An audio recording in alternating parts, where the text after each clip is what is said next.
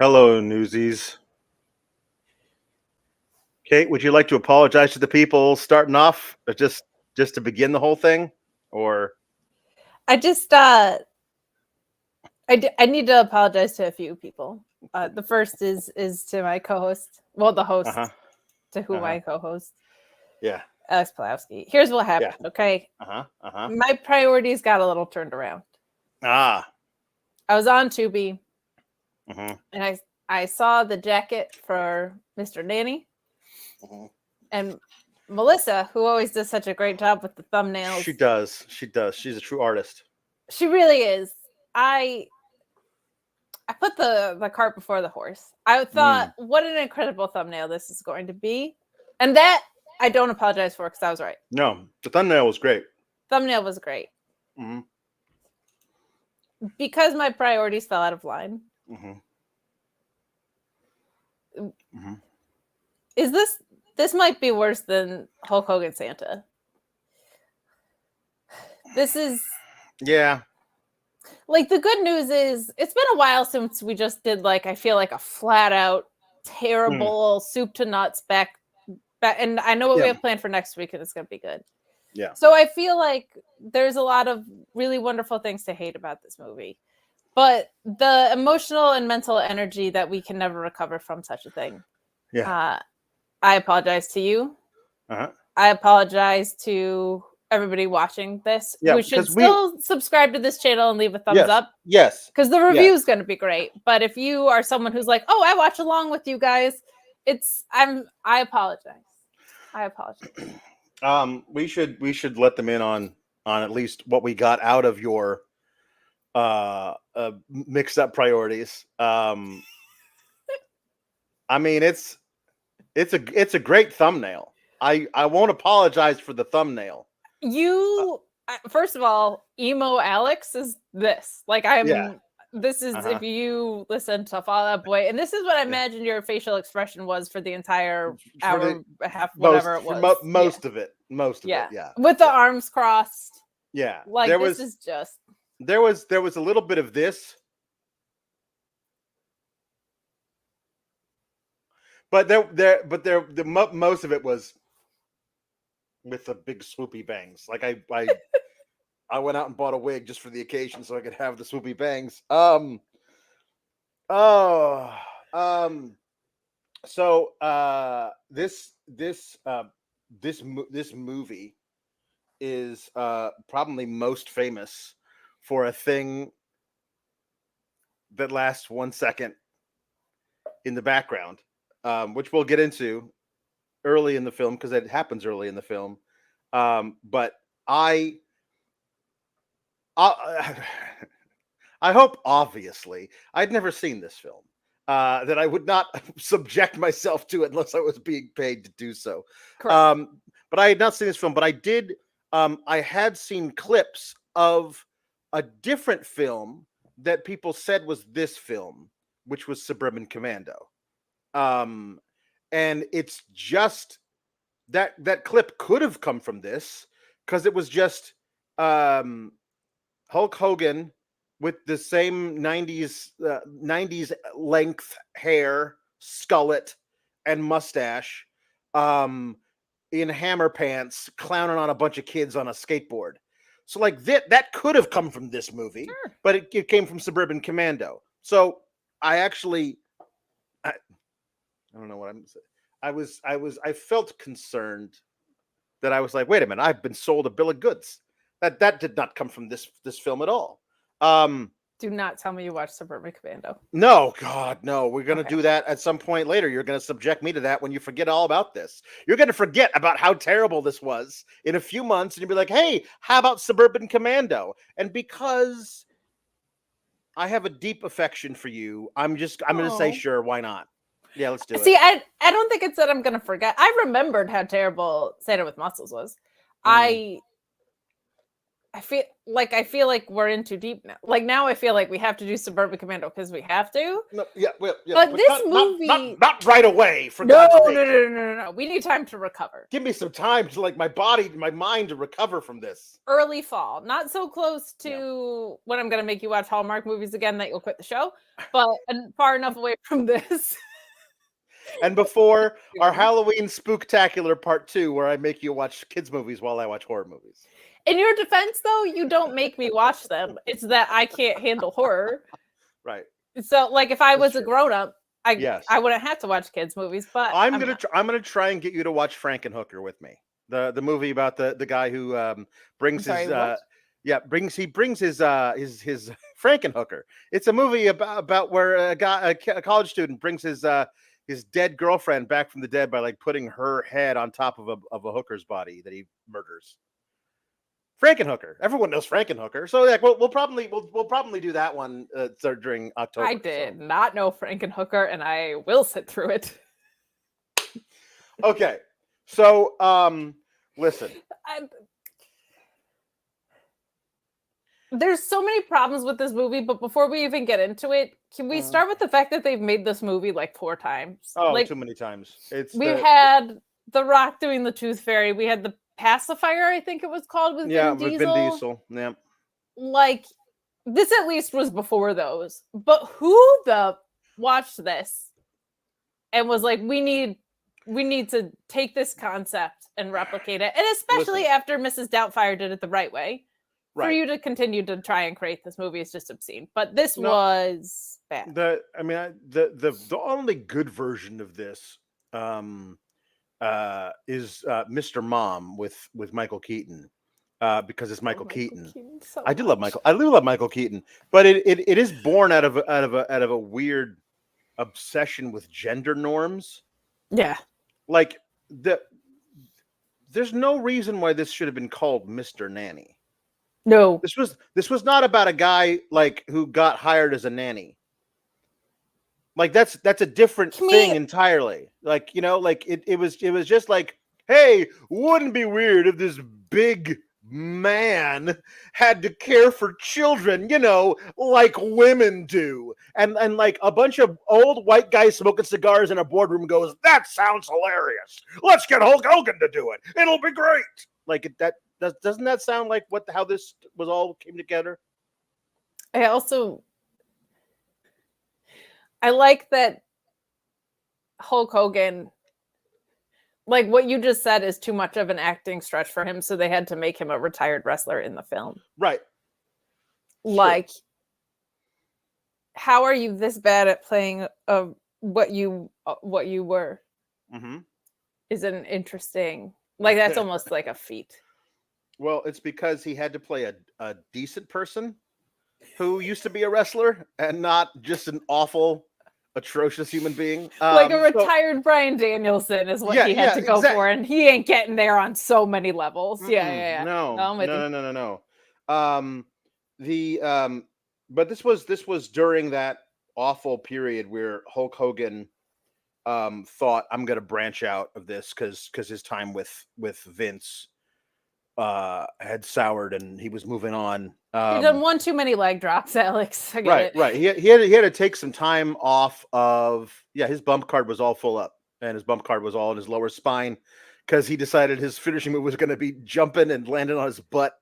Because this is the time where there was the steroid thing, and he had to like take some time away because like there was the scandal surrounding it. Because it came crashing down and it hurt inside. It did. Everything came crashing down.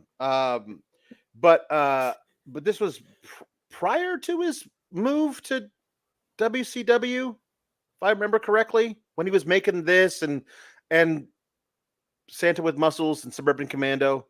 Because he really this just was made like the same movie 3 times. This one didn't have Mila Kunis as a kid, so it was not good. No, this was his way out of the business, and it is kind of funny that like I think the thing that a lot of people associate him with the most came after this with the NWO thing, You know what I mean? Like a lot of people remember him from body slamming Andre and that whole thing. And But Macho and yeah. right. And the whole but there was a whole second act of his career that came after this. Like this, like was like, I'm gonna stop wrestling and become a movie star. And the movies you make are Santa with Muscles, this, and Suburban Commando, and you aren't like thrown in jail.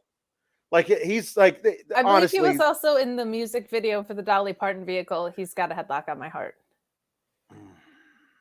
Also not great.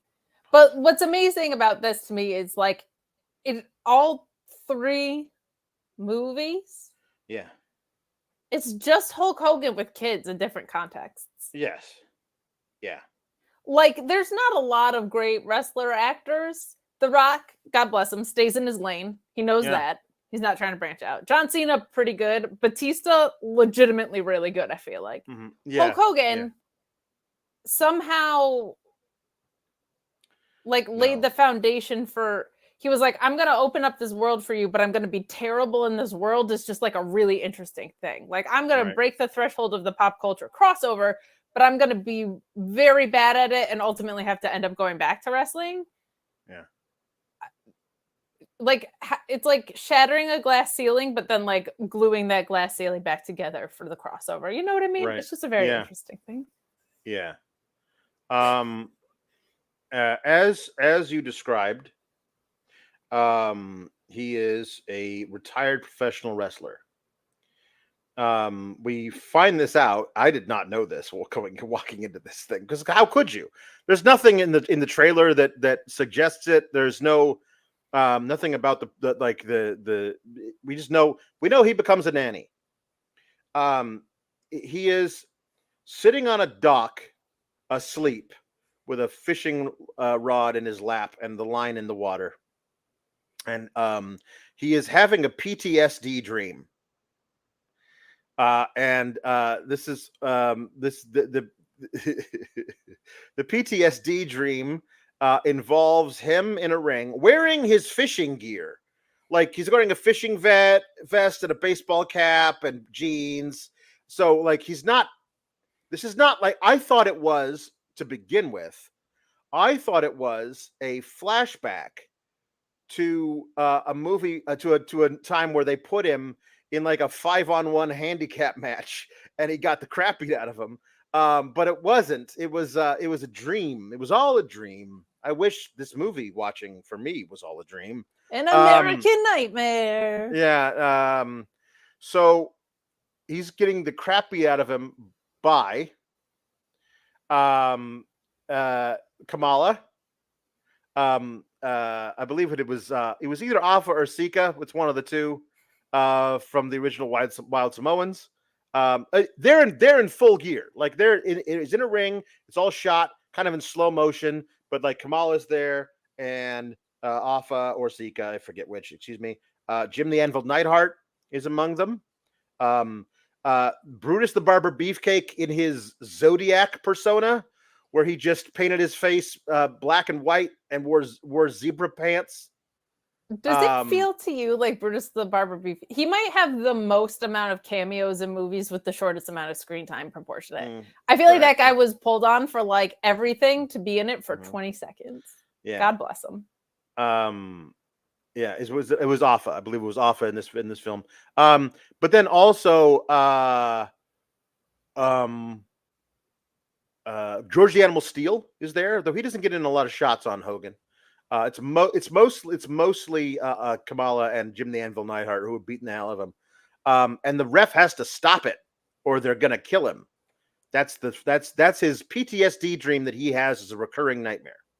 DQ finishes even then, brother. Right. He wakes up because he's hooked something, and he pulls up this very small like bass or something, and he's like, "Oh yeah, dinner."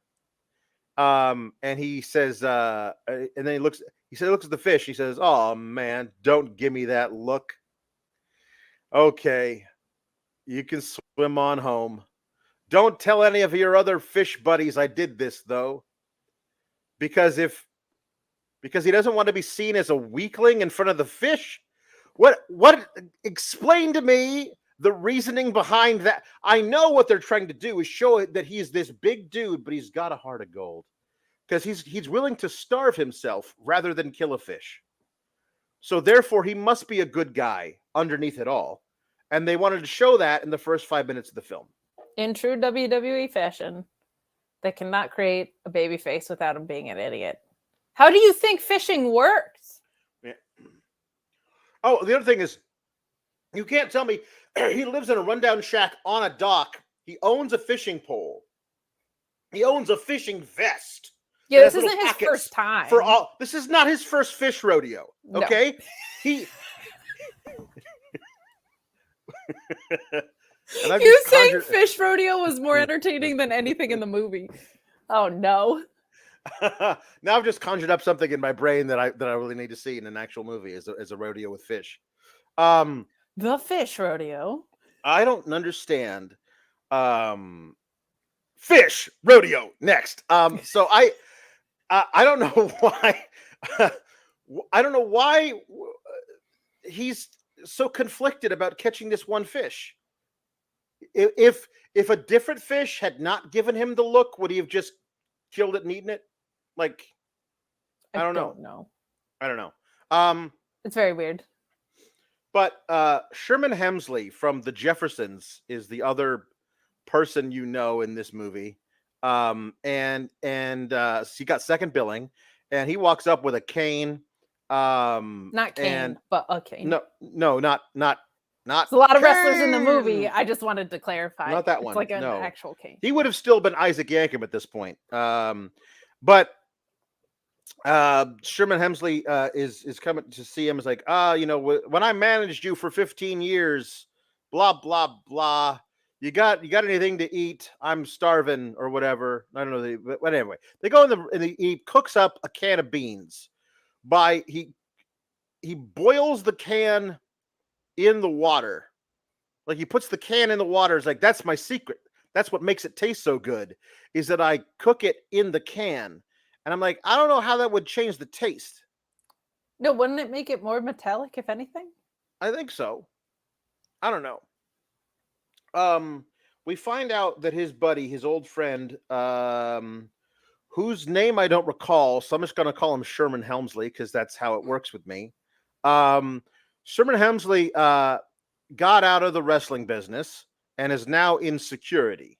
He runs a bodyguard firm with no bodyguards working for him. Correct. And he's literally starving. He hasn't eaten anything in a week, which is why he eats the whole can of food. He is trying to convince Hulk Hogan to come work for him as a bodyguard. Now, as far as I can tell, Hulk Hogan, whose name is Sean Armstrong, but I'm just going to call him Hulk Hogan. He's just Hulk Hogan. Like, we can't. He's never. He's Hulk Hogan. Has no job. Correct.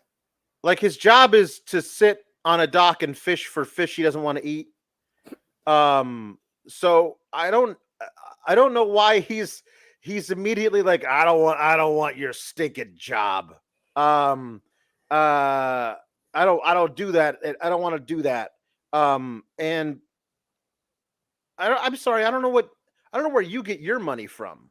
Like, you obviously live in this shack. It's a shack, where you cook beans in the pot, and you refuse to eat fish. You live on a river. You should be like catching fish every day and freezing them, and like that should be your what? I don't know. Anyway, he eventually says maybe he's vegan. Maybe he is. But he eventually says that he will take this job given to him by Sherman Hemsley, where to look after this guy, this rich type, who runs a technology company. Full disclosure, I usually watch these movies twice. once the first time, and then the second time I'll like fast forward through to like specific scenes so I can like refresh, make sure I know the plot details. If there's a like, okay, I got to go back and watch that scene because I know there's a gag in there that I could fixate on. This was so bad I refused to do so. So I don't really remember exactly how Sherman Helmsley gets him to, like, other than like guilts him into it. If you don't do it, I'm gonna die penniless and alone. Please tell me that you didn't watch 6 Tremors movies twice. No, no, I did not do that. Okay, But okay. I did take notes while watching those. Also, I knew those were going to be different. I was going to be like just going to be hammering through the plot details and then Right. moving on. This week, this is a 6 movie 1 episode review is very different than a 1 movie 1 episode review. I was just making sure that you weren't like, I also watched Leprechauns in Space twice. Like, right. Good. I just didn't pay that close of attention either. Right. I don't have it in my notes, but it is a very weird thing. I do appreciate that they established what's going on earlier in the film, because a lot of these films, they don't get to the plot until like 40 minutes in. But it is weird that he was like, hey, I'm a failure at what I do. You're a failure at what you do. We should work together. Yeah. Interesting. Let's fail together. Hulk Hogan agrees to it, and Sherman Helmsley says, "That's great. Got anything else to eat?" And then Hulk Hogan looks at him like he's going to murder him. And then cut to Hulk Hogan on a motorcycle driving through the bayou. Much like in Santa with Muscles. Hogan on a bike. Mm-hmm. To the sounds of a song. It's like he says, like, the song, and we'll get into this a little bit later. The songs for the film were all written for the film, and obnoxiously so. The first line sung in this opening credits song with him on the bike is "I just want to go fishing," and I was like, "My name is Hulk Hogan." Is this a song about what he was doing to start the movie? Did you see the American Cinematic Classic Basketball? Mm-hmm. Do you remember when he's in the car and the song that's on the radio is like very specific to like "in the girl that she likes in the hospital with the kid"? That's like what this was, but like for real. Yes. But like for real. Whole movie, all the songs. That gag might have been a direct parody of this film and how it is used. Immediately thought of it. Now, here's where we're getting to the thing everyone knows this movie for. Hulk Hogan is driving. He is riding his bike with his little yellow earbuds in for his Walkman on his Harley Davidson motorcycle, driving through the bayou for a while and then along a beach. And as he drives along a beach, he does this thing where he wipes away a booger, and that in that scene, like, that doesn't need to be in the movie at all. That little they got a camera and they're capturing footage of Hulk Hogan riding a motorcycle down a beachside highway. And I'm sure they must have had minutes of this. And they choose a moment where he wipes away a booger as that second and a half we gotta have in the movie. That's in the foreground. And that would be enough to make any editor go, yeah, we're not going to use that footage. We'll use a different part of the 5.5 minutes we have of him riding the bike. But in the background of the booger wiping is a man, and if you blink, you will literally miss it. It's a man throwing a dog in the water. This begs a lot of questions. So many.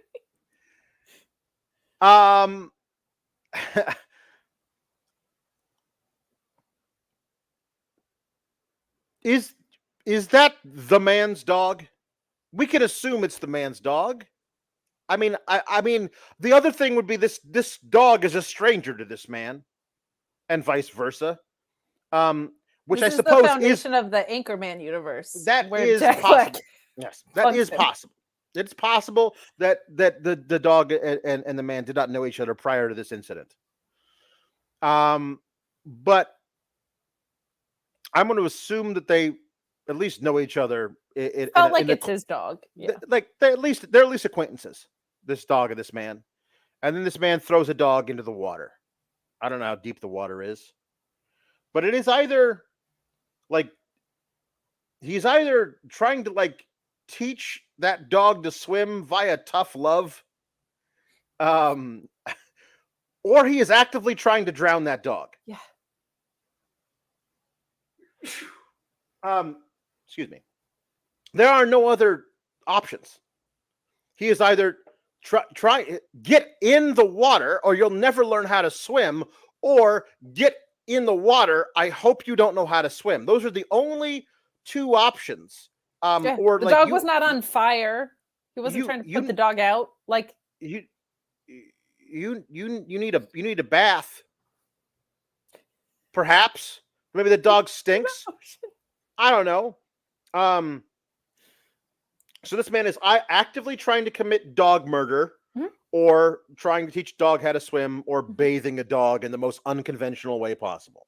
Those are the three options we have here for what is going on in the background. All of them are insane. All of them are insane. The other major question here is this is a film set. So was that man an extra paid to be in the background throwing a dog into the water? That's a possibility.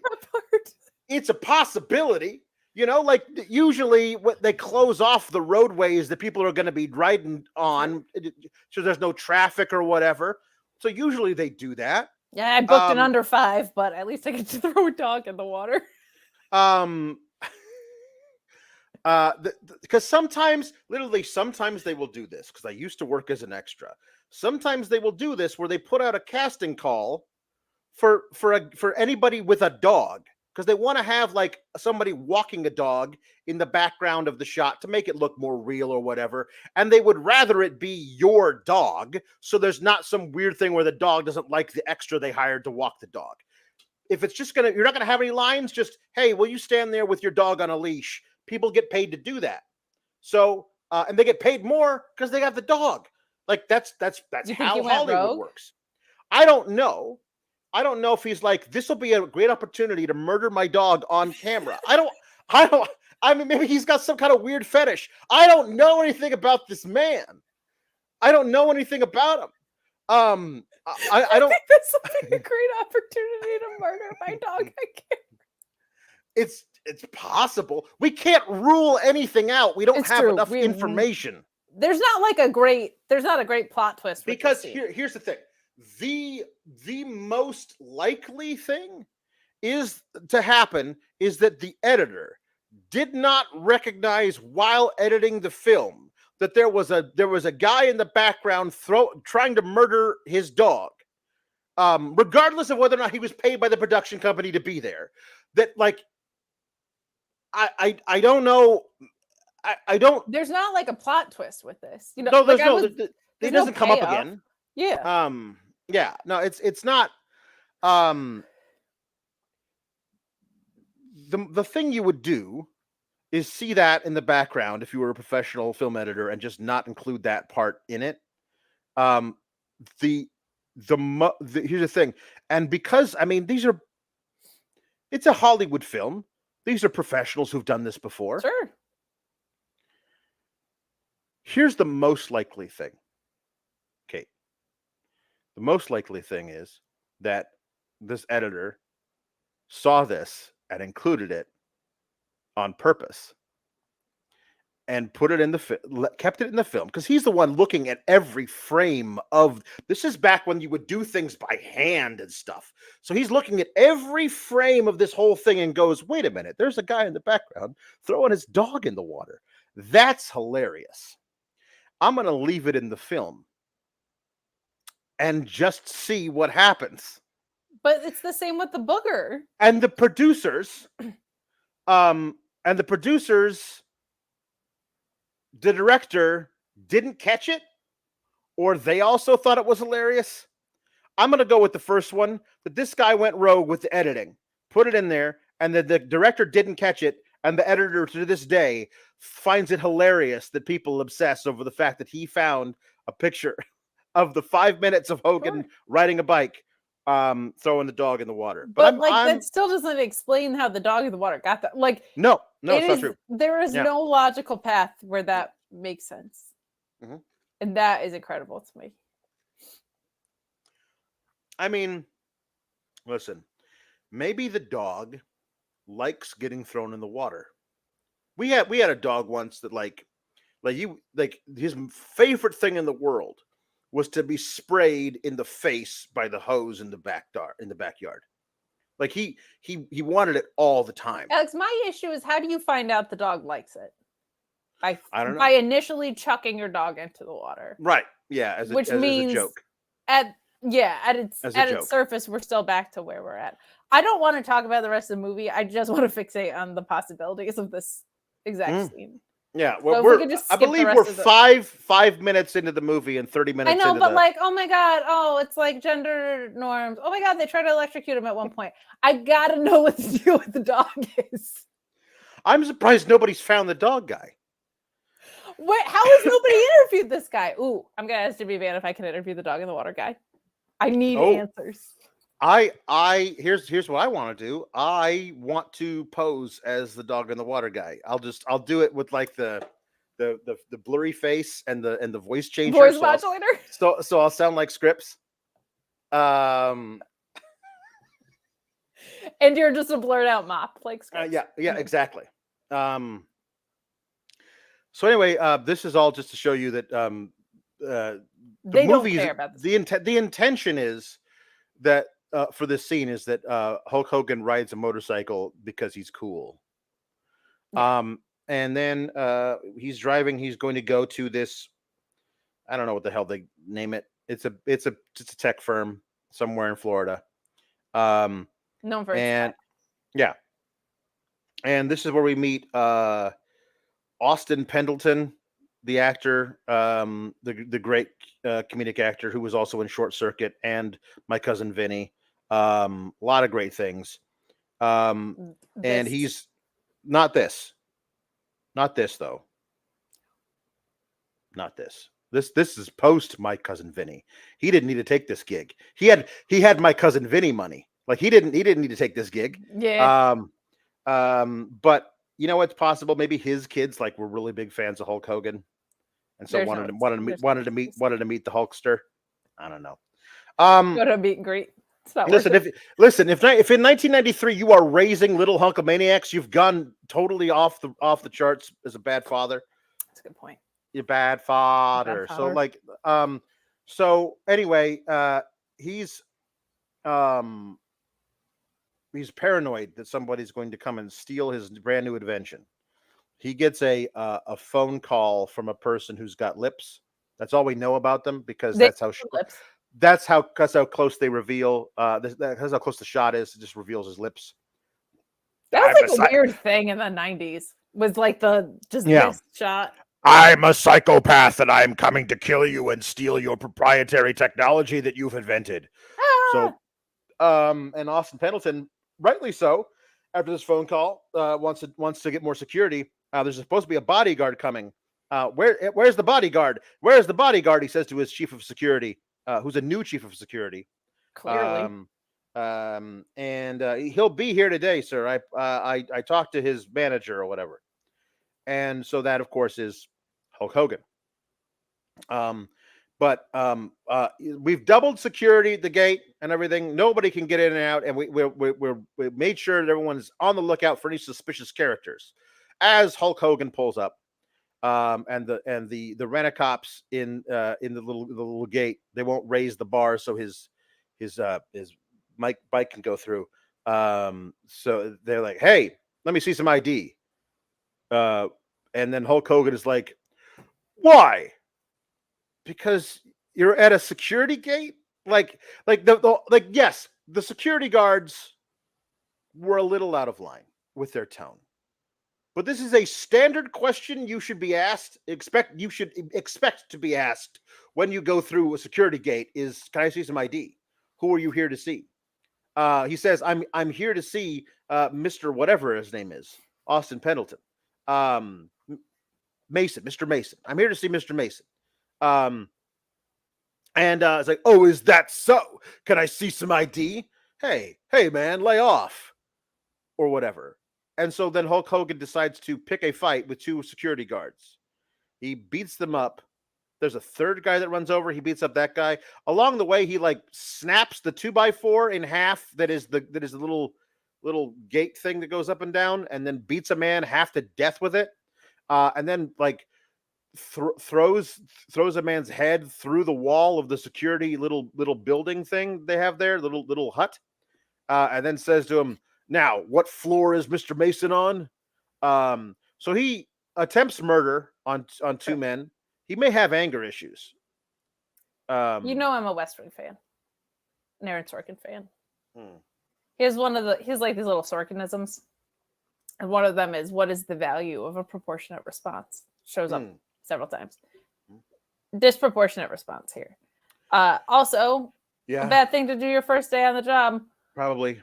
Also, if you're the security people, why are you giving up the information? Are you that threatened by Hulk Hogan right now? Yes. If you're a security person, why don't you have a weapon on you to apprehend this guy? Like, you're bad at security based on this. Right. The overall lesson to be learned is that if a person is very tall and very wide, you should defer to them in all things. There's a scene later where a principal just looks at Hulk Hogan and probably poops his pants. Yeah. And for no, Hulk Hogan wasn't even being threatening, but yeah. The ID question is so standard that it was asked to get into my grandparents' retirement village when we went to visit them. So you know. But maybe Hulk Hogan doesn't know because he's been out there on the dock with the fish for so long. He doesn't know about society. Anyway,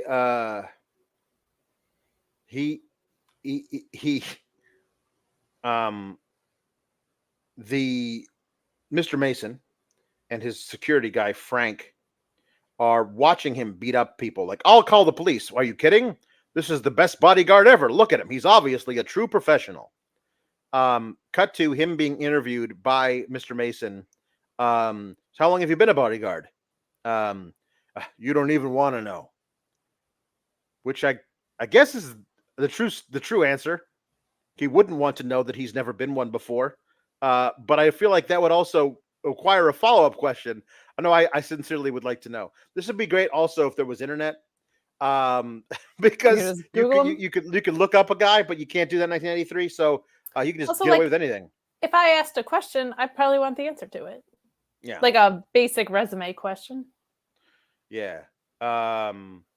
Anyway, so he opens the drawer.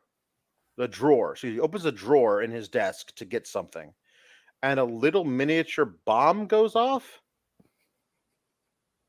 Like smoke comes out of the door, and then Frank, the security guy, runs in screaming across a very large office, and Hulk Hogan stands up and clotheslines him out of his boots. And he goes, I got him. That's Frank, the security, our head of security, your boss, says Mr. Mason. Is like, oh, oops. So this is how we know that there's a guy making attempts on his life or whatever. So we get more phone calls about this guy being going to kill him. And so this is where we learn that I believe this is where we learn that that was the sticking point. That was why he wouldn't take the job from Sherman Hemsley, because Sherman Hemsley told him he wouldn't even be guarding this guy. He'd be guarding his kids. No. I hate kids. And literally the entire film, he just shows that's not true. Like, correct. So anyway, so he doesn't want to guard the kids, but he's got to take the job. So anyway, they're going to take him there, and I will say that the guy who everybody, like that guy was right. His security team sucks, and he needs more of it. True. They just let people in. There's a bomb in his desk. Also, this guy lives in a giant mansion with his two Yes. children. He's got a staff who work there, gardeners, a live-in chef, whatnot. And the only security person we see at that estate is Hulk Hogan. Correct. There's not like he's like, okay, you are the bodyguard in charge of like making sure you know where my kids are at all times. But I also have a staff of 20 guards that patrol the perimeter, and I've got cameras and cameras. I've got like a security station where we got all the feeds. We can see all the cameras. We got everybody on two-way radios. No, it's just Hulk Hogan who's watching the entire estate, which feels like responsible for the children's lives and the entire estate. Yeah. After someone tried to put a bomb in this guy's desk. So they're taking they're being chauffeured there, and he is, Mason is, and Hulk Hogan is following on his motorcycle because he's very cool. And this is where we see the nanny that they have. They have a nanny. They have a nanny. So you'll be in charge of guarding them, but they have a nanny. And we get there, and a woman runs out the front door. We assume this is the nanny. She dives into the fountain. Her hair is on fire. And then she runs away. And like, oh, no, not another one. And so these two kids come out. Their names are Alex and Kate.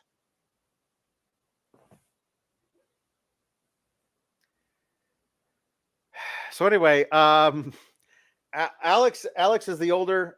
He's the one with the hair. We correlated. He was actually the kid. Yeah, he was actually the kid in the first Leprechaun movie, and I believe in that movie he was also called Alex, but the actor's name isn't Alex, which just feels like a really weird coincidence. They were like, "You look like an Alex, though." I guess so. Yeah. And I feel like I've seen the little girl in a lot of stuff too. Yeah, she was in a lot of stuff at the time. But so she's the younger one. And when Hulk Hogan meets them, they're kind of bratty with him, but they're in front of their kids and whatever. And then Hulk Hogan meets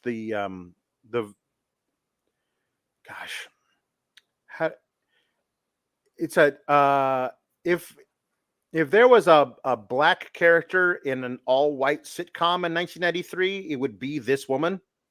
Correct. Like that is the best way I have to describe her, the most charitable way. But she is fat and she is sassy.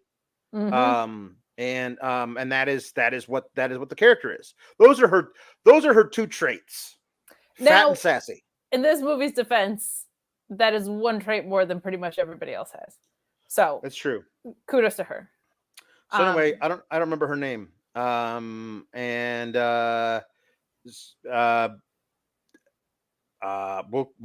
We'll call her Lady Chef. I don't know would you remember her name? She had I don't remember her name. We should call her. I don't want to call her fat and sassy. That seems bad, but like that's what in my head. Alex and Kate, we should call her like Denise. Just keep the cinematic universe going. You think that's unfair? I don't know.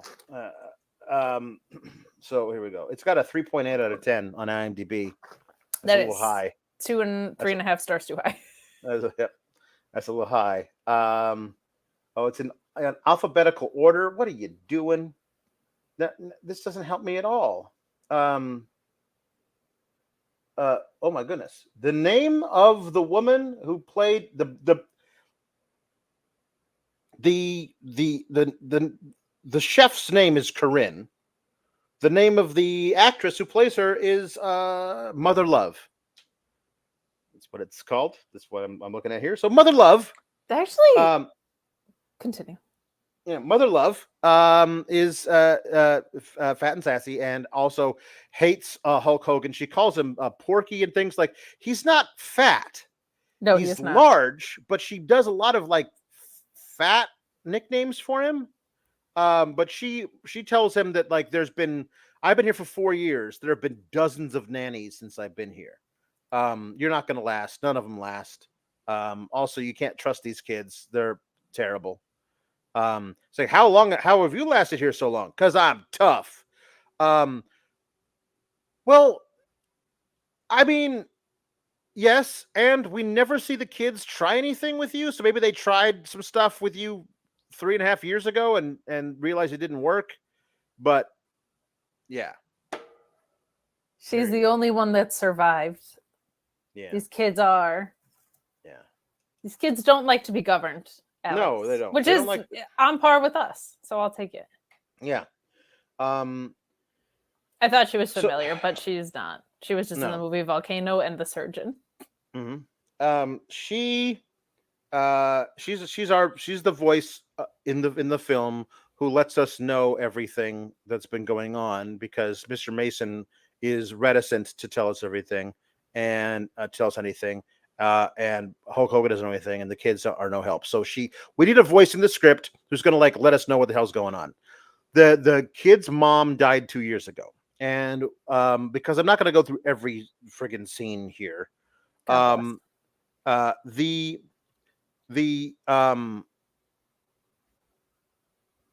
father is not great at processing his own grief, but also he is so reticent to give the kids the wrong kind of attention. Like, I don't want to say the wrong thing because I'll make them think about their mom and then they'll cry, and I definitely can't punish them for being bad, because then they'll be sad about that. Like, I mean, like, this happens a lot in to the credit of the film. This happens a lot when one spouse dies, the other spouse doesn't know how to process being a single parent in the way of, like, I don't know how to discipline the kids, because I don't want to be seen like the mean guy. Like, I need them to be close to me, but I also don't know how to be close to them because the person I was closest to in the world just died, and that's actual psychology. So that's good.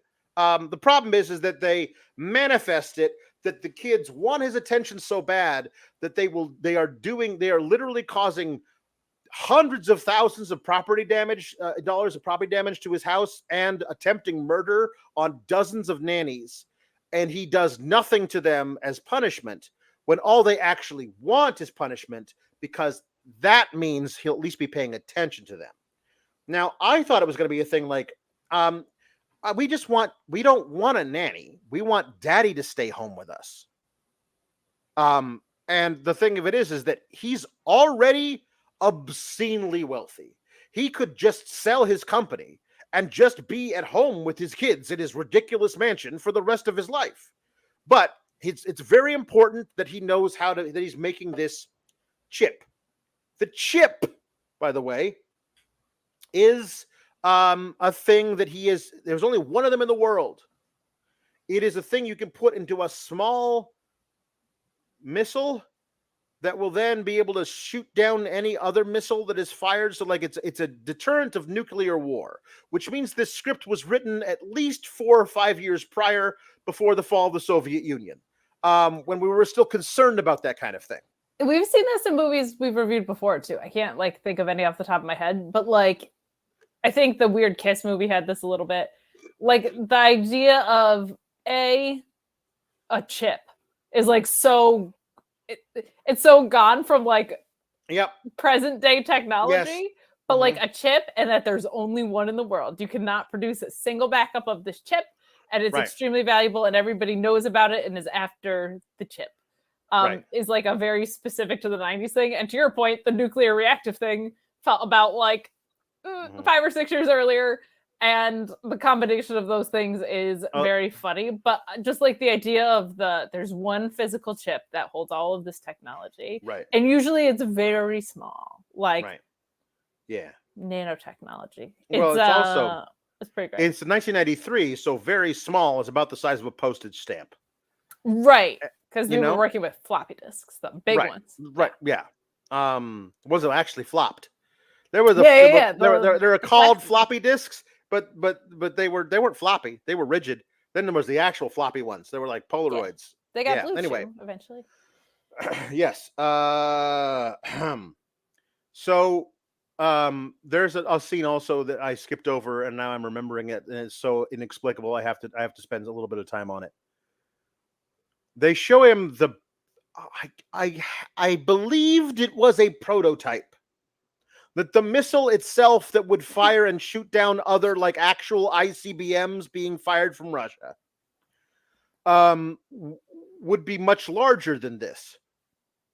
But they show it to him, and then they leave him alone in this room.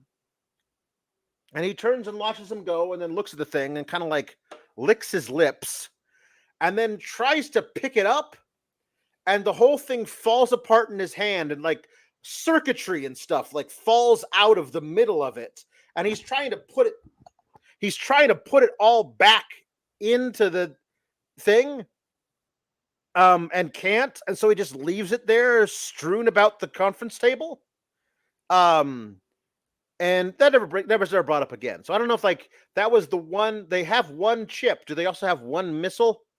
Because if so, that one doesn't work anymore. Correct. It is also not. I guess I would if you gave me a few minutes, I could figure it out. But they're not telling me how to use this for evil. I guess that if there's only one, the technology doesn't work. So if you can get a hold of the one and then smash it or whatever, then or I guess you could sell it to the Russians, and then if they have it, they could shoot down on the American missile. Yeah, what is the end game? Is it to mass produce it and steal all the profits? Is it to I don't understand. Anyway, so the psychotic who wants to murder him and his kids and steal the chip,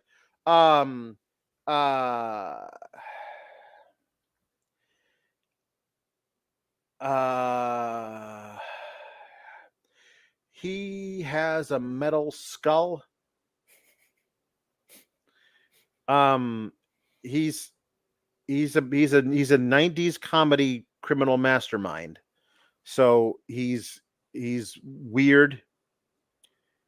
And then that's it. I mean, he's a human being, but not a human being thing. Yeah, right. That was like a big. He's got a chrome dome. He's got a dome literally made out of chrome. And because of that, he gets horrible headaches. So we find out here around this part of the movie that Frank, the security guy who's in charge of all the security for Mr. Mason, is working for Thanatos. His name is Thanatos. And Thanatos is the guy with the chrome dome, and he's also got a karate guy who works for him, and then a regular guy who works for him, and then a giant German guy who works for him. Because if you're gonna have henchmen, they all have to have that particular thing that work. And anyway, so laser, taser. You have to have your very your German guy, your big guy, your karate man. Yes. So the plan is to he says, I know exactly where he keeps the chip, so we can get in there and we'll steal it. I can get us into the building. All you got to do is be able to crack the safe. But I know exactly where he keeps it. So that's their big plan. So that's the bad guy stuff. So if we talked about the dead mom and the fact that the guy doesn't want to punish his kids, so we also we don't know how she dies, do we? Like she wasn't murdered because of his pursuit of technology. No, it was like it feels car accident-y. Yeah, that's what it's giving. I mean, I don't know. Like they don't tell us why. They don't tell us how it is. But honestly, I feel like if you're gonna do this, every movie needs to tell us how, because Gone in the blink of an eye is very different than she had cancer for a year. Yes. Because the kids will process grief differently that way. Sure. Like in Over the Top, we knew this woman had this heart condition, right? Like, yeah. The thing of it is that in this movie, nobody cares about any of that. They just want to do what if we did Home Alone, but the burglar is a bodyguard and brilliant actors Joe Pesci and Daniel Stern have been replaced by Hulk Hogan. And so the most of this movie is them playing pranks on him. His first day on the job, he comes into a lavishly appointed guest room, and there's a tripwire that he trips over, and then he follows the tripwire around like some table legs and over into a closet, and he opens the closet door while following it on his knees, and the closet door opening causes a little like a gutter chute to fall down, and then a bowling ball to roll down it and hit him in the head, instantly killing him. Oh wait, I'm sorry, this is a comedy movie from the 90s, so it's basically a Looney Tunes character. Then he walks into the bathroom to rinse his forehead dent. Like, I don't know why the bathroom is the thing he needs after he got hit in the head with a bowling ball, but he goes in there to rinse his forehead dent. I don't know, that's what it seems like. And when he opens the door, a bucket of water falls and gets him all wet. He's like, I hate kids. There's other things that they do to him, including low voltage electrocution. Yeah, they do a low voltage electrocution of him. That he zaps him back.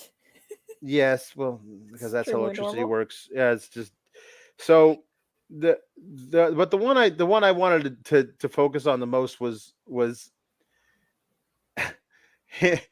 the exercise room that he's gonna get a little exercise in, and the kids are in there obviously fiddling with like stuff. Like, what's this? Oh, electromagnets. That ought to make it a little too heavy to lift or whatever. Oh, let's go outside and watch.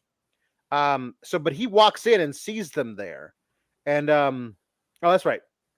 He goes in and sees them there, and he already knows they play tricks on everybody and like actively attempt murder on all the nannies. And he knows that he's now the nanny, because they won't send another service. Might have to get somebody from out of state to come in, because none of the nanny services will send anybody to the house. So he's the nanny for the time being. So the kids say, hey, try out this newfangled electro bike. And he sits on it. He's like, what's all these knobs and switches and lights? It's the 90s, man. Get with it. And so he sits on this thing, and they strap his feet onto the pedals, and he's starting to, it's one of those things where like it moves, the handles move when you ride one of those old exercise bikes. And they're like, all right, enjoy your workout. Ha ha. And they're like, he's the dumbest baby face alive, but he doesn't realize he's being had here. So he hooked up a remote control. The kid's a genius. Evidently, yeah. I guess the technology genius stuff runs in the family, or whatever. The kid's a genius. So he hooked up this thing, and they're watching through the window, and he hits the button. It's like, oh, how long are you gonna have him go for? Just 20 minutes at 90 miles an hour. Beep. And so it gets faster and faster. The way we know that is because on the standard exercise bike that they have added features to, but the thing he's on is a standard exercise bike that goes fast, very fast, super fast, These go to 11. Way too fast, and coronary is the last one. And I feel like in the design phase of this actual company that makes actual exercise bikes, you wouldn't need a coronary light to come on. Seems bad, because you probably wouldn't do that. So it goes very fast, and it starts smoking, and it goes crazy, and eventually the little things he's going back and forth with his arms on, those snap off. He's waving them around, and it just like conks out, and then he just stands up off of it, and he's like, wow, what a workout. And he walks through the smoke given off by this machine, and then lays down on the bench press, because I don't know. I would get out of that room and not go back in there, considering it's very unlikely that these kids have rigged only one thing to go crazy. Especially weights, like which could murder you. Yeah. Yeah. I never had a nanny growing up, but I don't think this is what nannies do. Like, I don't think nannies work out at the house, and I don't think they No. like. I don't think this is the relationship between a nanny and children. Not usually. No. No. This is all very odd. They but anyway, the electromagnets make the weights very heavy.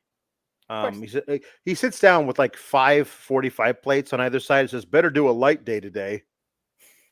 In all seriousness, he says. So then they drop the weights down on him, but then they like turn it the opposite. So like it pushes them away from him. So he like is pulling it back down toward him so it doesn't fly up toward the ceiling. And they turn the dial back and forth. And he goes, and then finally he drops it all the way onto his throat to kill him. But then the girl takes a twist the opposite way, so that the weights fly all the way up through the ceiling, and he gets up and walks away, and the weights fall back down and destroy the bench. Hogan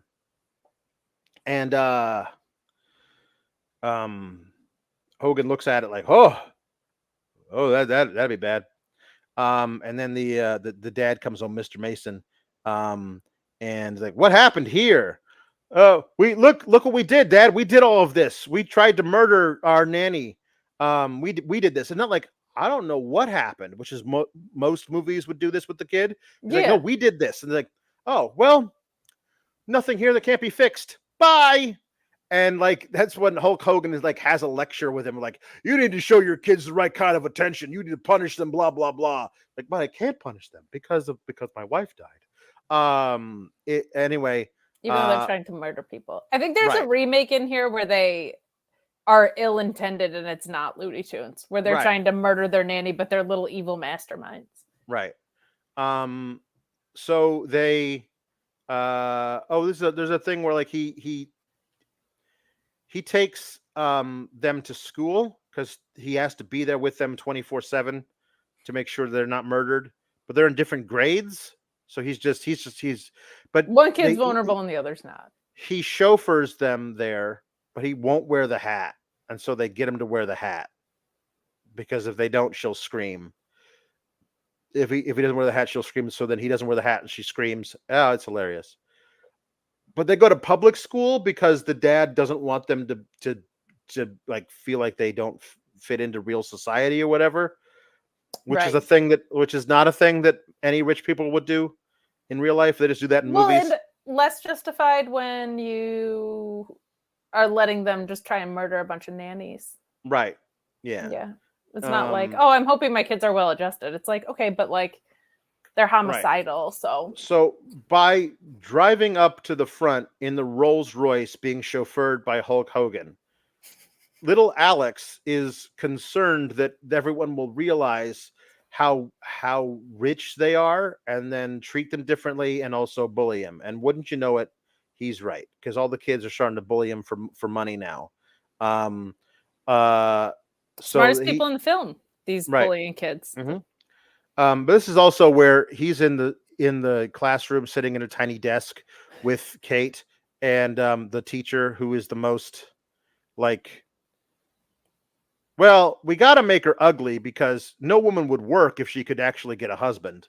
Right. Of course. They did it with this teacher with the really ridiculous frizzy hair, the giant glasses, and the terrible fashion sense. So they're talking to each other about stuff. And it's like, I am in charge here, says the teacher. And the little Kate says, little Kate says, well, if you're in charge, then why does nobody respect you? Or something like that. It's kind of vicious when you think about it. Yeah. That's it. Go to the principal's office. You too. She says to Hulk Hogan, like, oh, God. She says, this is the school I went to. So like, this is the town he grew up. This is the same school. So they're sitting on the little bench outside the principal's office, and he points out that the initials carved into it are his own from when he was there years ago, 30 years ago. And so he says, so then the principal comes out. Thankfully, it's not a principal who was there when he was there, because that would have been a little bit too hard to bear. But anyway, he said, so Kate, oh no, Kate, you're here again. And then he looks up and sees it's Hulk Hogan. Yeah, she's with me. Oh, well, you're free to go, sir, ma'am, little Kate. Yes, of course. Sean Armstrong. You said your name was Sean Armstrong, the all-time leader in detention, Armstrong. Oh, well, yes, of course you can go. Says the principal of an elementary school who is. Shout out to the stats department who keeps track of the all-time leader in detention. Yeah. Shout out to him. Or her, you don't know. Yeah, I don't know. No, I mean, I'm assuming it's 1993. That stats department probably run by men. Yeah, definitely a white dude. Yeah. So this is also because he's being bullied. Hulk Hogan teaches him how to defend himself by like throwing a bad punch, and then he high fives the kid, and the kid's like, "Ow, my hand!" And that's it. That's I feel like that's all of that plot twist. I mean, basically. Does he ever actually beat up his bullies? No payoff. No. Does he? He never stands up to his bullies. He stands up to a bully later, but that's it, right? There's that thing. Yeah. Yeah, but it's not like Right. Yeah. So who is this movie for? LOL. It's a Home Alone ripoff, because they thought that just having adults get just beat up by kids' contraptions was a thing that was going to carry on through the 90s. There was a lot of this in the early 90s, like trying to take off of Home Alone. But it doesn't work unless you have the brilliant facial expressions and comedic timing of Daniel Stern, and this is a serious actor who's having a lot of fun with this, like Oscar winner Joe Pesci. The movie doesn't exist without those guys. You can't put two other guys in Home Alone and make it work.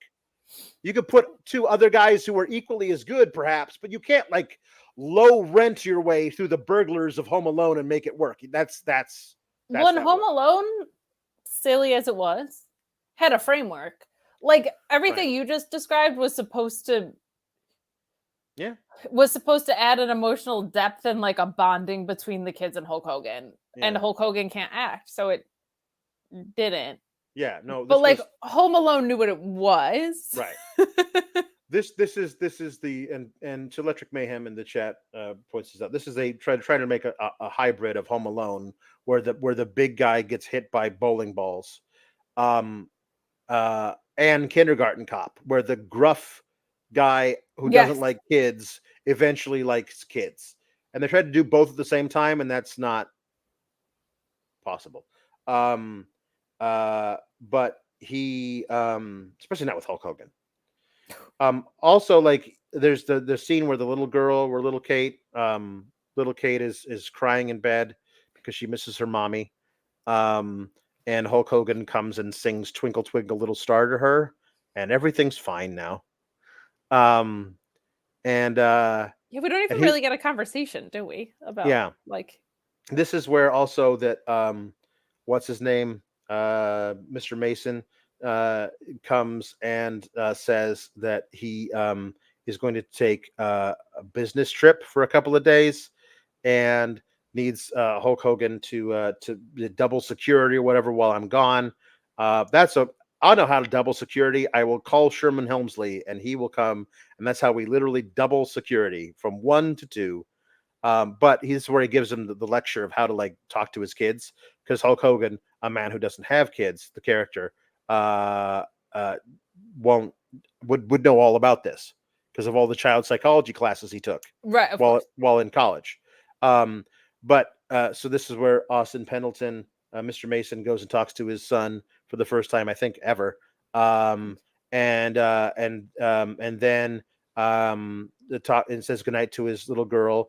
And it says, this is so weird. He says, I'm so sorry I haven't been around much. She's like, you say it again, says little Kate. And he's like, Yeah. I am very sorry. I love you. I love you, Katie. I never stopped loving you. Is the weirdest thing that a father has ever said to his 6-year-old girl in ever. I never stopped loving you.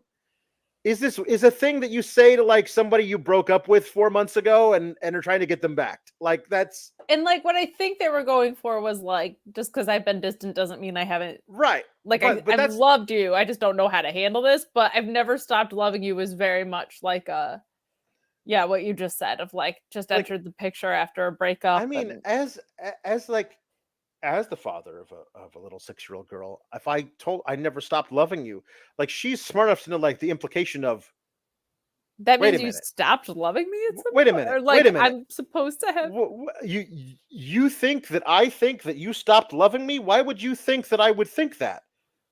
And then they'll their brains will start spinning off into weird scenarios where like maybe daddy doesn't love reflecting on me. all of your behavior, of course. Why would you think that I would think that I would need to be reassured of that unless you actually don't love me? It's yeah. It's yes. Anyway, this is bad. All of this is bad. But I forgot to mention when they actually tried to steal the chip, they got in. They weren't able to actually crack the safe, so giant German guy pulled it out of the wall. And like all safes, it's just a drawer. So like Right. they pull it out of the wall and there's no top on the safe. It's just a drawer. And they reach in and there's no chip. And so Frank was like, no, he's supposed to be here. He never leaves the office. He must have taken it with him, but he's never done that before. I swear, the chip is always here. The burglar alarm goes off, which of course makes Thanatos's migraines go crazy, and he starts smashing his chrome dome head into the walls. And then Frank says to giant German guy, I believe his name is Wolfgang. Hey Wolfgang, you got to punch me in the face to make it look good when the cops show up, so I can fake like you guys broke in here and stole something. And so Wolfgang punches him so hard that he's in traction for the rest of the movie. Like his jaw is wired shut, and he's got a big neck brace thing. But anyway, that was the attempt at robbing it, which didn't go well. And so now they're going to attempt to kidnap Mr. Mason and get him to tell him where the thing is. Wouldn't you kidnap the guy who came up with the technology and just keep him? That was my thing. I don't know. That was weird. But so again, yes. Hulk Hogan is told he needs to double security from 1 to 2. So he brings in Sherman Helmsley. That's the only thing. Every time he calls Sherman Helmsley several times through the movie, and every time there are more repo men coming to take his stuff. And it's supposed to be funny that like they're coming to like steal his things. But also like he's gonna be homeless. Like the idea that like, okay, so Hulk Hogan needs to work this job just for long enough that they can track down and catch the guy who's threatening to kill Mr. Mason. And if he does, then Hulk Hogan will get paid some amount of money. And a percentage of that will go to Sherman Helmsley, which will be enough to get him out of debt so that he won't lose his house and all of his possessions. Correct. I don't feel like that makes sense. It doesn't. And maybe Helmsley should like try and line up some other gigs during this time. Like, doesn't seem not a lot of urgency for someone whose stuff is getting taken away. And also, I can't emphasize enough, why are there never any real cops in these movies? No. Like, they just never call the police about anything. Well, the second time he is called, there is a man actively trying to repo the phone while he is talking on it. On it, yeah. This is very bad look, Corbin. where it's supposed to be funny, but it's just like it's kind of just mean. So anyway, he shows up, and he starts hitting on Mother Love, of course, and she pretends to not like it, but of course she does like it. We find that out later. And then the kids are now the kids like him now because they tried to murder him by having him fall into a pool that only had like a little bit of tomato juice and some seaweed in it, and he survived. So then they like him now. And then he's the one who punished them. He's like, you sit on that couch until I tell you can get up. And he has him sit there for like 8 hours. And now they like him. I think that's what happened. Anyway, so there's now no Sherman, there's just no emotional appeal in the relation. Like clearly he's supposed to be substituting as a mother figure, not a father figure. Because nannies are girls. Thank you. The mother figure thing. What I thought from Mr. Nanny, and also like the only friggin' still that they ever show from this movie. They show a gif of a dog being murdered in the background, but they show a still of Hulk Hogan in a ballet tutu and a leotard, right?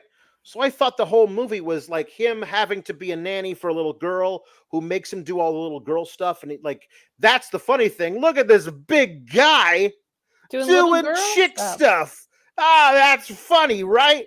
Because that's comedy, and I thought the whole movie was going to be that. Thankfully, the whole movie was not that, but this scene... No, it was almost aggressively the other way. It was like, this guy works out and is big. Right. The little girl, little Kate, tells him all about ballet, and then needs somebody to help her. Like she's going to direct this ballet. I don't know. And so somewhere in the house, they find a leotard his size and ballet slippers his size. And so when Sherman Helmsley shows up, he walks in on Hulk Hogan. Right? No. When this happens later. Anyway, he walks in on Hulk Hogan doing everything, and he has like a full gay panic attack.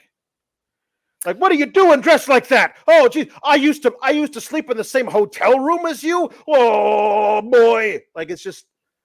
I was wondering why my notes were like, can't believe wrestler would wear this. Yes. That's what this is. Like, this retired professional wrestler is in this outfit.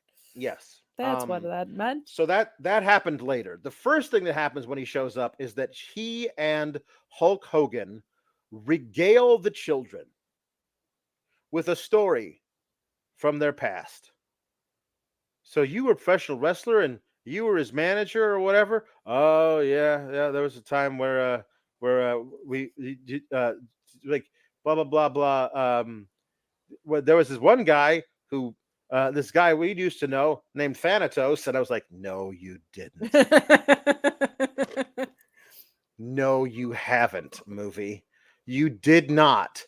And so then like there's a guy named Thanatos who paid us to throw a fight, but we don't do that, do we? Flashback. I should mention also it is mentioned a few times that Sherman Helmsley took a bullet for that's right. Took a bullet for Hulk Hogan, which I thought was like honestly was a euphemism or some kind or an embellished story, but they're counting all their money, I guess, from working some indie show. In this, it was like, hey, now we have enough to go to that hotel and pay them to let you have your clothes back. So like, anyway, so in the locker room walks Thanatos with a giant curly afro wig. Mm-hmm. He says, you were supposed to throw the fight. You cost me money, a lot of money. And like they basically, I don't care or whatever. So he pulls out a gun and he shoots Herman Helmsley in the leg, and Hulk Hogan runs after him. And they end up fighting because he only had one bullet in his gun. So they end up fighting on a rooftop, and he runs at Hulk Hogan, who sidesteps him, and he falls off the roof of this building, apparently onto his head into a pool without any water on it, and he survived, but that's why they had to give him a chrome dome. That's how he became this humanoid thing. Right. And a guy who, and here's my thought process. So you're trying to tell me that a former indie wrestling promoter was actually one of the most evil men in the world? Oh wait, no, that tracks. Yeah. Story checks out there. Yeah. No, the throwing the fight thing is amazing though. Yeah, he was supposed to throw They're gonna fade it. match. Yeah. They faded it in the movie. God bless them. It's still real to him, damn it. It's great. I love it. So anyway, so the villain of the says once again Hogan not wanting to put anyone over. It's true. That's not gonna. He says to Thanatos, "That's not gonna work for me, brother." Oh my god. So anyway, that's how he got his thing.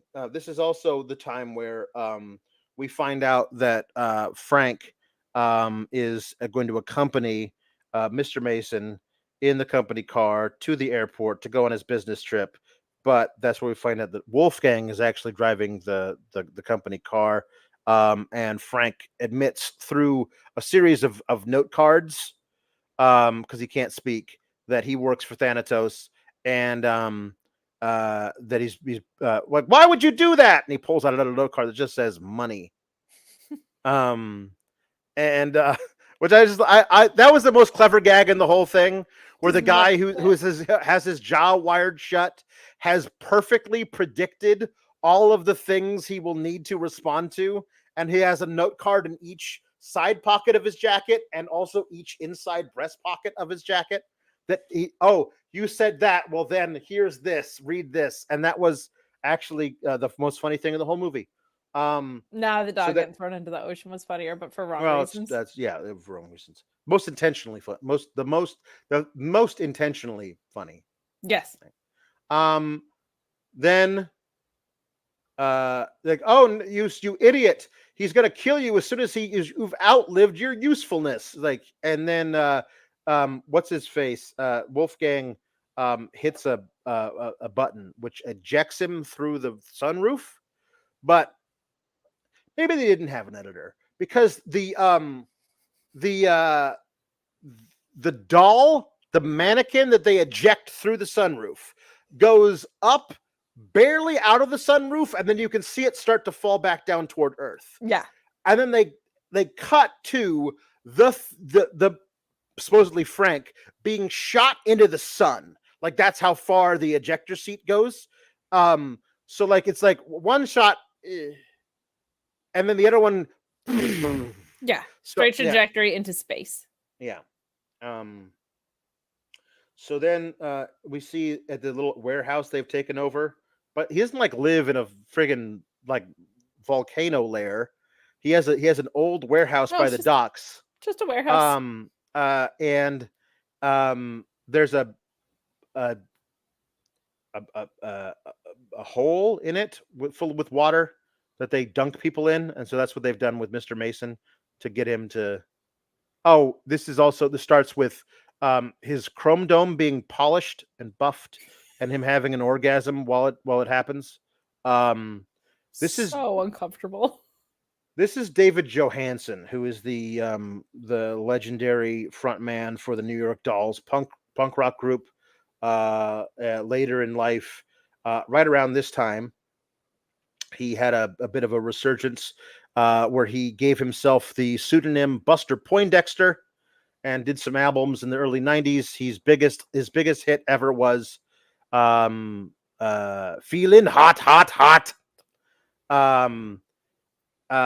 But in film, He is much more well known for playing the Ghost of Christmas Past in Scrooged, one of the single greatest performances in the history of holiday movies. And I feel like that was just stinking luck because he is so bad in this. And well, there's not a lot to work with here either in his defense. Come on now. Yeah. Anyway. So anyway, they get him to admit that the most important thing to him are his kids. So then they decide to stage a midnight raid into his mansion with just the giant German guy, the karate guy, and the other guy. And there's nobody to stop them at the main gate because both members of the security team, a security team that consists entirely of Hulk Hogan and Sherman Helmsley, who walks with a cane, are sitting in the living room. Sherman Helmsley being upset by Hulk Hogan in a tutu. Of course. That's one and so that's when they break in, and there's a fight scene where Mother Love tries to hit one of the guys with a frying pan and just gets shoved into a closet. Sherman Helmsley gets knocked out by the karate guy. And then Hulk Hogan has to have a fight scene with Giant German guy, and Giant German guy mops the floor with him. But of course, that's just the first match. Of course, Hogan's going to get a rematch, and that's going to be booked entirely differently. Because you got to get heat on the Giant German guy, of obviously. Course. Yeah, for the flag match. Right. And they kidnap the children. The children try and electrify some stuff or whatever. But it doesn't work. I did actually appreciate that they didn't just these kids who were murdering nannies left and right or attempting to tried to turn it around on the bad guys, but it didn't work. They at least made an effort, which I thought was good. Yeah. Yeah. Anyway, they kidnap the children and Sherman Helmsley for some reason. And leave. I guess Hulk Hogan had to save his life, to return for the bullets. I guess, but also because he had lines in the thing to because he is the one who has to be there so he can recognize Thanatos. Yes, of course. And so anyway, what about him? Says the other guy whose entire thing was to hold a gun during that entire raid. Yeah. That was he just held a gun. It was literally just giant German guy, karate guy, and other guy, and he just held a gun. He said, "What about Hulk Hogan?" And Wolfgang looks over at him and says, "Business before pleasure." I don't know if I like the implications with that. It's a few ways that can be taken. Yeah. Anyway, he comes to and goes after them because Mother Love reminds him he's a professional wrestler. I think this is so funny because she goes, "Come on, you're a professional wrestler," and he goes, "How did you know?" As though it was some kind of giant secret that no one could know about. And he says, "I saw you face Flapjack Murphy," or whatever his name was, at last week at the last year. And says, "So I knew you. I know you can do it. So you go and you save them. You bring those kids back and bring me back that horrible man. I love him so much." Sherman Helmsley. So he drives out and he goes to a boat. I don't know how he knows what docks their boat is at. Does he follow them closely enough? I don't remember, but he knocks out a guy and tries to jump on a boat, and then he beats up a dude and gets him to um oh he what I don't know, but they're taking him to a boat. Oh, he beats up a guy and gets him like, you got to take me to Thanatos' island or whatever, to the bad guy's island, right? Where they took the kids. And he's like, okay, fine. But then he's like taking him in circles. Um, and the way he figures it out is like, hey, how many mile marker 53s are there in this bay? One, obviously, says the kid. Then why did we pass it twice? Says the guy. So why did we pass it twice? And then he beats him up. He apparently is able to navigate, throw an anchor overboard that is tied to the guy's shoe. And then he rips the. No, he voluntarily gives himself up, and they handcuff him to the steering column or something. So he rips it out and then puts it back in, so to steer its way to the west, like that way north.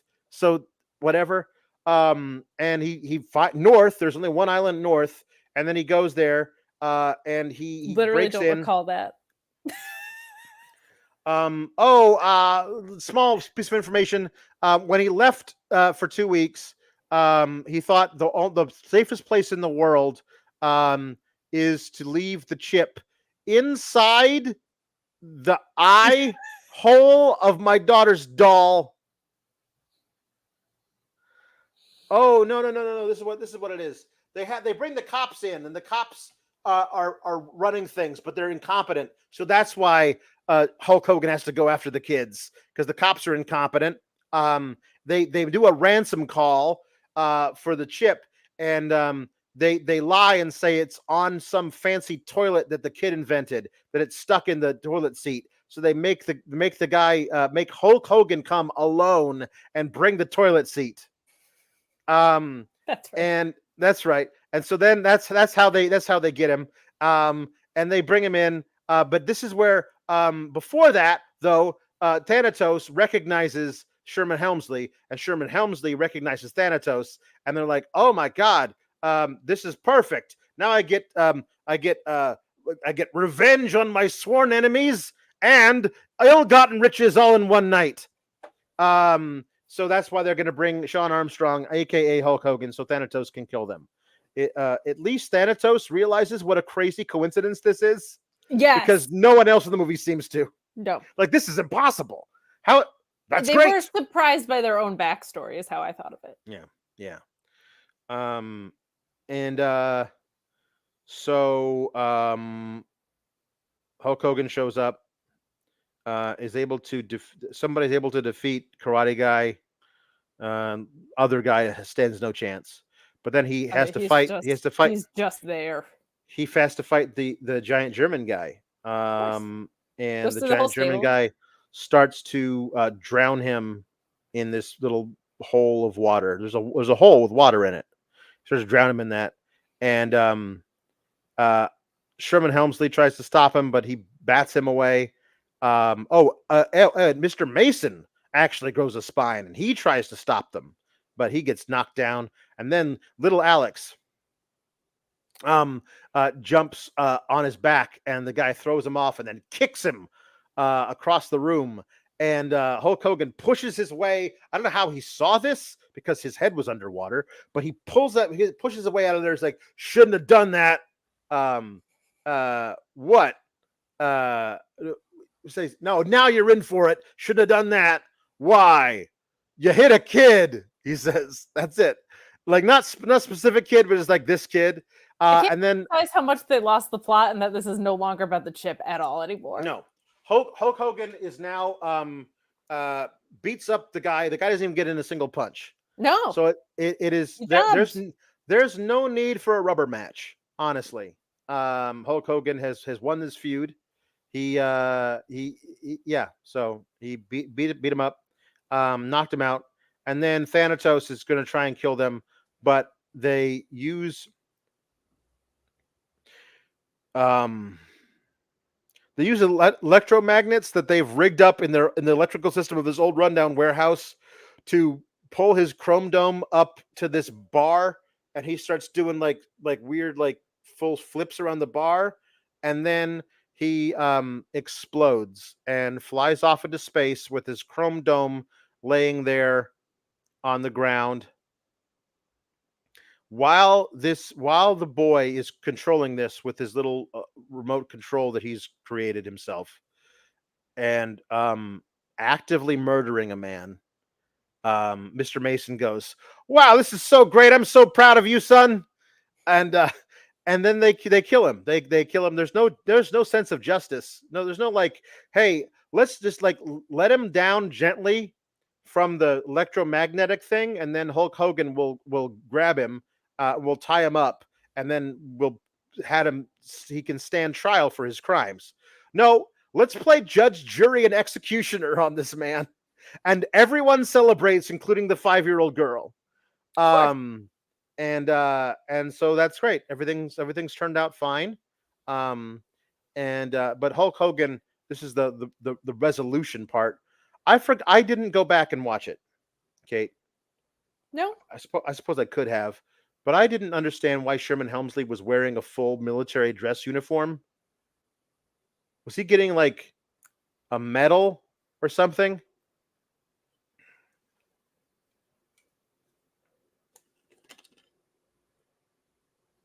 he was in full military garb. Right. Yeah. Was he getting honored?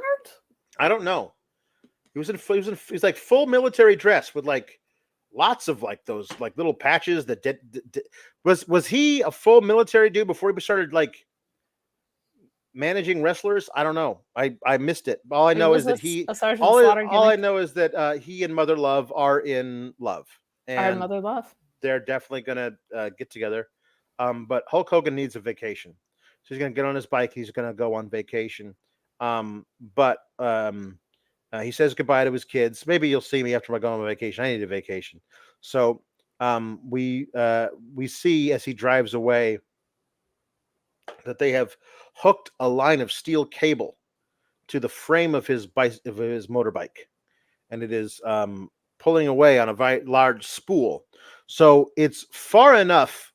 The line of spool of steel cable is long enough, is that he's able to get up to, I don't know, 45, 50 miles an hour on his bike. And then it snaps. This is because, as little Kate says, we don't want him to leave. Do you want him to be dead? Because he flies over the handlebars of his car, not of his motorbike, not wearing a helmet, into oncoming traffic. Yeah. That man's head went through a windshield of a car coming at him at 45 miles an hour. He is dead now. You've just killed Hulk Hogan. Which is something to be celebrated if we learned anything from the scene before. I think your pranks may have gotten out of hand this time. Yeah, I would argue that they did when you were wiring the bike and the weights. This whole thing is a mess for so many reasons. I also feel like maybe don't go on vacation when you don't have any money. Seems like probably. I don't know. Like, well, you know, you're gonna stay on and be our nanny. Well, and like, no, I mean, maybe. Like, I don't know. I haven't made up my mind yet. You know what's gonna make him want to stay? Getting out of the hospital that you put him in when he flew over the handlebars of his bike. Yeah, he's probably just gonna sue you and live a very comfortable rest of his life because you're gonna want to settle because you're a cajillionaire. Like there was a point where I forgot about this where Thanatos says, if you just bring the chip, then I'll let you live. And then he gets the chip. He finds the chip in the baby's eye, and the baby doll's eye, and he goes, now I have the chip, kill them. And then little Alex goes, you lied. And then David Johansen, the murderers lied. And then David Johansen as Thanatos goes, so sue me. And I feel like he did it as big as he possibly could. And they said, can you do like 3 times as big? Yeah. And then later the kid does something else, and then Thanatos goes, "What you blah blah blah," and the kid instead of like making it funny and going like, "So sue me," like undercutting what the guy did before, tries to replicate the same exact line reading, which was terrible, and it also is awful. All of it is awful. This movie is awful. This movie never should have been made. There is a dog murderer running around loose who's been they called off the manhunt. We don't even know what happened. That guy does. If that guy's alive, he absolutely knows he was the one who murdered his dog on film. I hope it haunts him. I hope he can't sleep at night because he knows that everyone knows that he murdered his dog. It's just such an unjustified little film. Yeah. Like there's so many just the dad doing literally nothing and then being proud of the murder and the going on a business trip in general while people are after his kids and not paying attention to the security, like who you bothered to hire. It's a disaster. The whole ending sequence is really bad. Like it just like when did you set up electromagnets to hoist this guy into the sun? Like when did that happen? Like it's just really, really, really, really, really out of control bad. So like if you couldn't go back and watch it a second time, that's bad. Yeah. Man, no, I couldn't. I couldn't do it. But I will say also, it is David Johansen who does the song. I just want to go fishing in the deep blue sea. But like if you listen to the whole song, which plays over the credits, the name of the song is Rough Stuff. It describes there's way too much of like, there's a guy who wants a chip and I'm supposed to protect it. There's a little too much of that. He lives on an island. Yeah, like it's very surface level. One time he fell off a roof and I kind of pushed him even though nobody could prove it. And then he got a chrome dome on his head and now he's trying to kill me. It's kind of a coincidence that he's also the guy trying to steal this chip. But we're just going to move past that. Rough stuff. I like your cover. Obviously keep the flick in. It's an American classic. Oh, yeah. This isn't even, I would say watch up to the dog scene and then turn it off. Because you got to see the dog scene, but you literally don't have to see any of the rest of it. No. But you got to see the dog scene. Yeah. So keep the first 6 minutes in. See, now I didn't rewatch the film, but I went back and analyzed that clip, like the Zapruder film. I watched it over and over and over and over. As you can see, the dog goes back and to the left, back and to the left. That's a JFK joke. Yeah, no, it's bad. Get the flick out of here, as B-Boop says in the chat. Keep the dog in. Yeah, keep the dog in. Who keeps the dogs in? We do. Get the flick out of here. Leave the cannoli. Leave the dog. We're so delirious at this point. Hey, next week we're not reviewing a bad film. Next week we're reviewing an absolute classic. Yeah, it's gonna be amazing. So let's do that instead of this, because this is bad. So maybe a couple of days later, a couple of weeks later, we're gonna do something where we say, "Get the flick out of here." Bye, everybody.